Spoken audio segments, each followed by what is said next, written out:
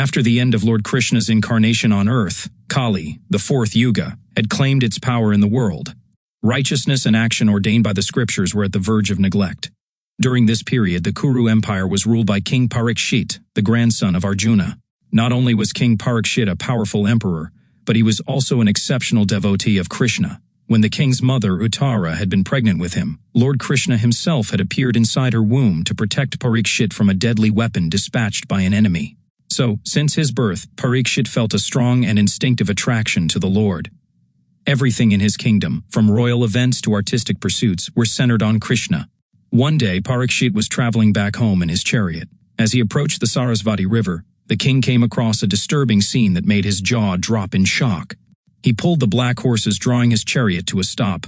A white bull had lost 3 of its legs and was leaning against a sobbing cow. Both mammals were being ruthlessly beaten up by a cruel man dressed in the attire of a king.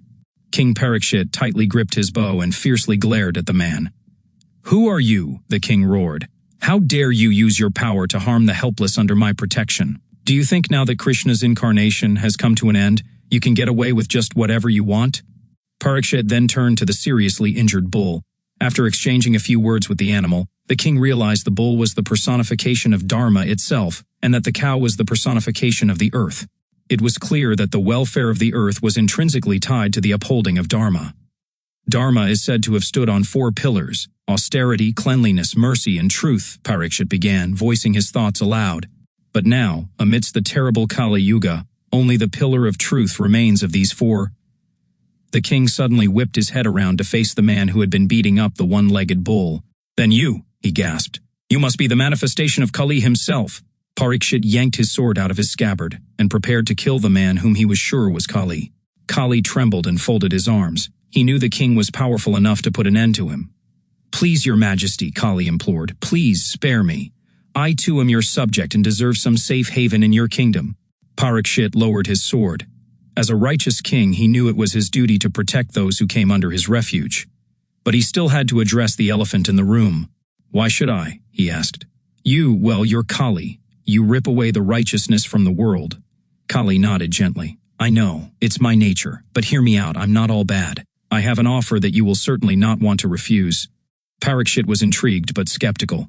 "Explain yourself." In all the other 3 yugas, simply having unrighteous thoughts, even with absolutely no intention of carrying them out, was a sin. But now, in my yuga, only actions that are immoral become sins. What's more, merely thinking good thoughts provides the merit of punya, unlike the past 3 yugas. Simply chanting the name of God with earnestness and devotion is enough to attain the Lord. Did you know that? Such a means for liberation is only possible when I'm around. Parikshit slowly slipped his sword back into its sheath. He had to admit that Kali's case was quite compelling. Okay, the king conceded. "Since you have come to me seeking protection, I will give you 4 places where you will be permitted to stay. You may apply your influence in any place where gambling, intoxication, excessive desire, and violence are found." Kali nodded thoughtfully. "Thank you, your majesty, but I beg of you, please just give me one more place." "Just one more, please?" Parikshit glared at Kali. "Fine, since you are so greedy, may you stay in greed itself, symbolized by gold." The king, pleased with himself for subduing Kali, left for his palace in the kingdom's capital city of Hastinapura. As he placed his gold crown at his bedside to retire for the day, little did he know that the conniving Kali was already plotting a way to use Parikshit's own concessions against him. Curious about how Parikshit falls into the clutches of Kali?